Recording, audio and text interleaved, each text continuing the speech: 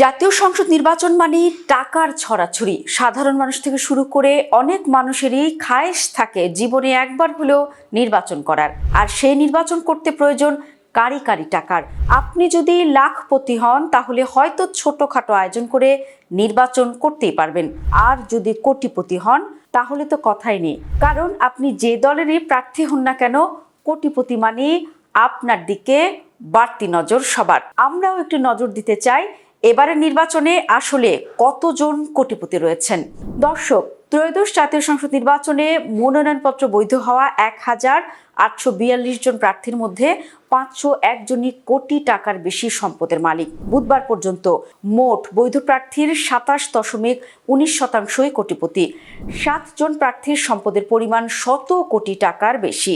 এবারে নির্বাচনে সর্বোচ্চ কোটিপতি প্রার্থী বিএনপির। এই তালিকায় বাংলাদেশ জামায়াতে ইসলামী, ইসলামী আন্দোলন বাংলাদেশ, এনসিপি, জাতীয় পার্টি, অন্যান্য রাজনৈতিক দলের প্রার্থী এবং স্বতন্ত্র প্রার্থীরাও রয়েছেন।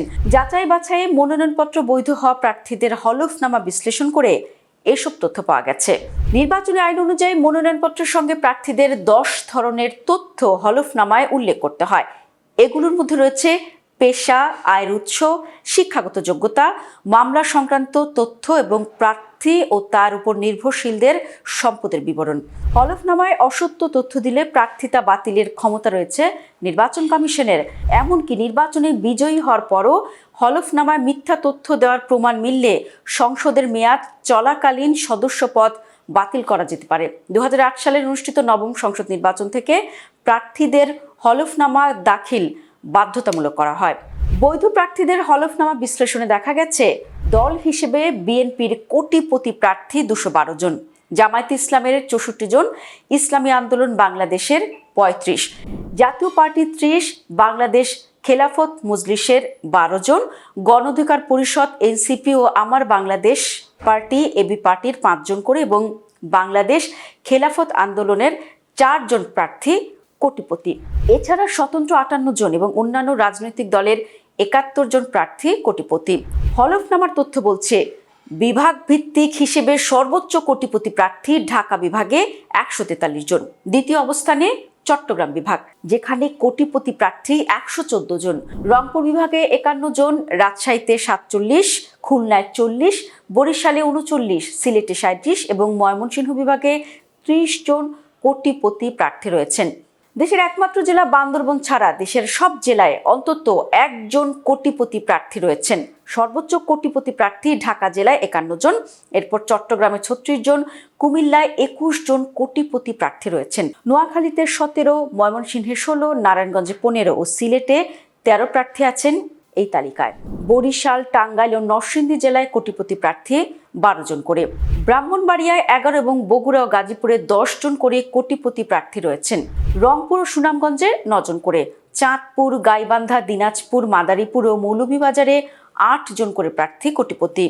বাগেরহাট, লালমনিরহাট, হবিগঞ্জ, রাজশাহী, ফেনী, নেত্রকোনা, নীলফামারী, খুলনা, গোপালগঞ্জ, নওগাঁ ও ঝালকাঠি জেলায় ৭ জন করে কোটিপতি প্রার্থী রয়েছেন।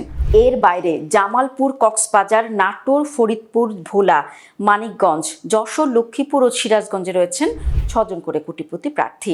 শরীয়তপুর, পিরোজপুর, পাবনা, পটুয়াখালী, কুড়িগ্রাম ও কুষ্টিয়ায় ৫ জন করে।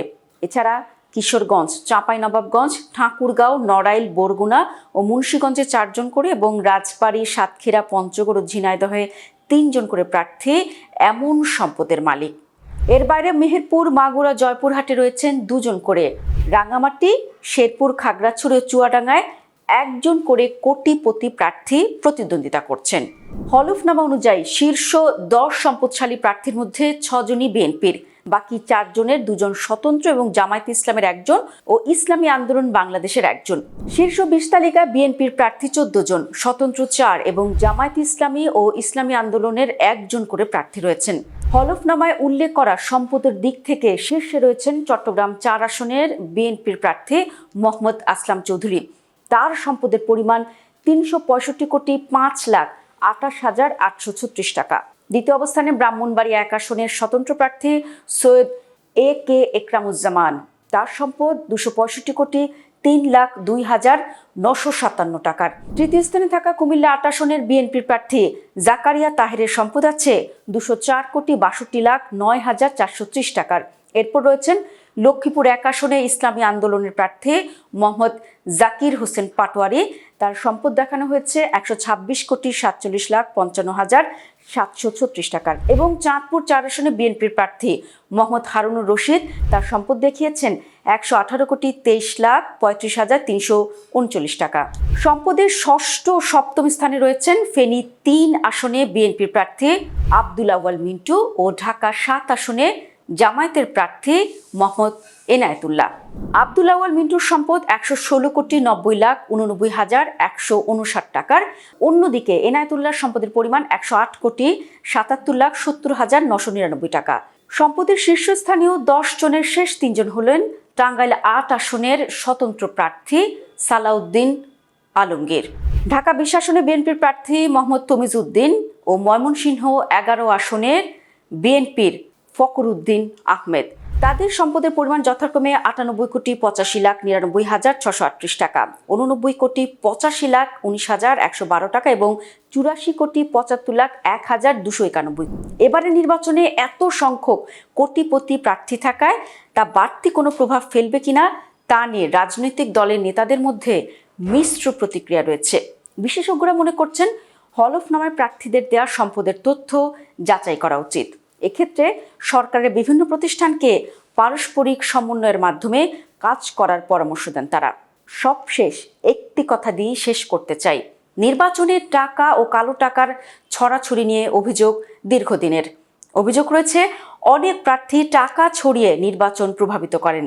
এবারের নির্বাচনেও টাকার প্রভাব নিয়ে বিভিন্ন মহল আশঙ্কা প্রকাশ করেছে। তো এবারের নির্বাচনে তো ৫০১ জন কোটিপতি প্রার্থী আছেন। দেখা যাক নির্বাচনে কারা দিন শেষে বিজয়ের হাসি হাসেন।